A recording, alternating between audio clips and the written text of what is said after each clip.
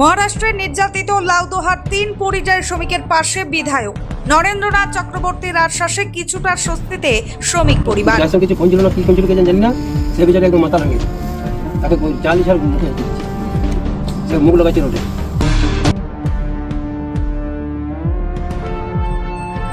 জীবিকার সন্ধানে মহারাষ্ট্রে গিয়ে চরম নির্যাতনের শিকার হওয়া পাণ্ডবেশ্বরের বিধানসভার দুর্গাপুর ফরিদপুর ব্লকে 3 পরিযায়ী শ্রমিকের পাশে দাঁড়ালো পাণ্ডবেশ্বরের বিধায়ক নরেন্দ্রনাথ চক্রবর্তী।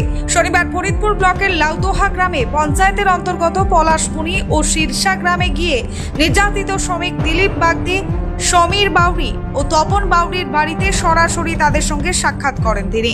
জানা গেছে, মহারাষ্ট্রের কাজ করতে গিয়ে ওই 3 শ্রমিক নির্মমভাবে মারধরের শিকার হন।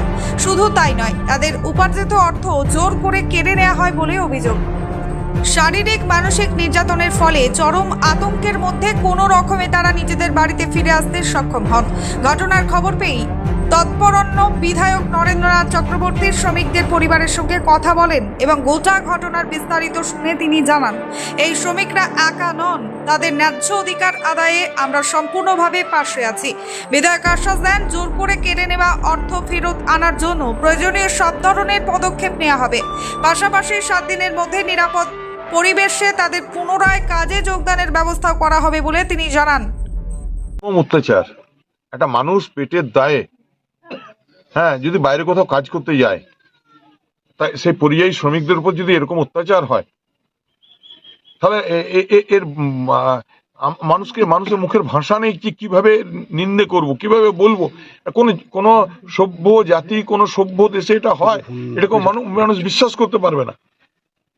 একটা মানুষ সেই কাজের জন্য গেছে, গরিব খেটে খাওয়া মানুষ, সেই কাজের জন্য গেছে, তার সর্বস্ব কেড়ে নেওয়া, তাকে মারধর করা, গায়ে গরম চা ঢেলে দেওয়া, এবং প্রকাশ্য দিনের বেলায় বাস স্টপেজের উপর বসে এরকম অত্যাচার।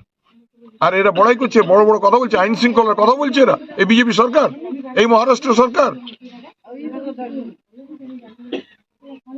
কিভাবে ওদেরকে আশ্বস্ত করলেন? এবং আমরা পাণ্ডবেশ্বর বিধানসভার পক্ষ থেকে আমরা সবাই, আমাদের বিধানসভার প্রতিটি মানুষ এদের প্রতি সহমর্মী।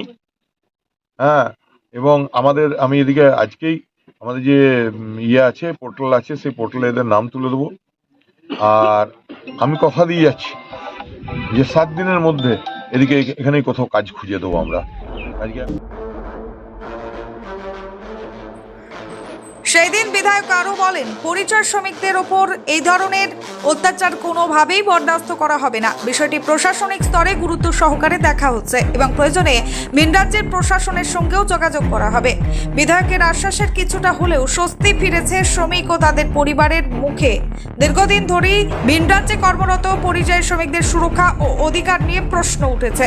এই ঘটনা ফের সেই বিষয়টি সামনে আনলো। এদিকে ঘটনার তীব্র নিন্দা করেছেন বিজেপি রাজ্য কমিটির সদস্য ত্রিদীপ চক্রবর্তী। তিনি জানান, মহারাষ্ট্রের দলের মন্ত্রীদের সঙ্গে কথা বলে বিষয়টি দেখবেন এবং প্রয়োজনীয় পদক্ষেপ নিতেও পিছপা হবেন না।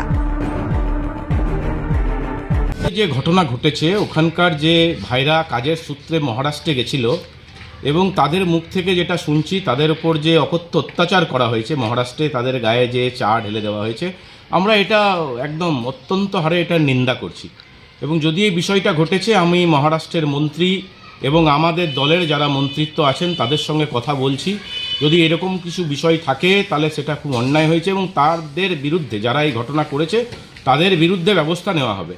এই বিষয়টাকে আমরা সাপোর্ট করি না, কারণ আমাদের বাঙালি ভাইরা অন্যান্য রাজ্যে চাকরি করতে গেছে বা অন্যান্য রাজ্যের মানুষরাও এখানে চাকরি করতে এসেছেন, কিন্তু যে ঘটনার কথা আমরা শুনছি বা দেখছি সেটা আমরা কখনোই মেনে নেব না। এটাকে আমরা একদম দৃঢ়তার সাথে প্রতিবাদ করছি এবং আমি আমার নেতৃত্বের সঙ্গে কথা বলে পুরো বিষয়টা কী আছে দেখে, যদি এরকম ঘটনা ঘটে থাকে আমরা নিন্দা করছি এবং যারা এই ঘটনা ঘটিয়েছেন তাদের বিরুদ্ধে ব্যবস্থা নেওয়া হবে।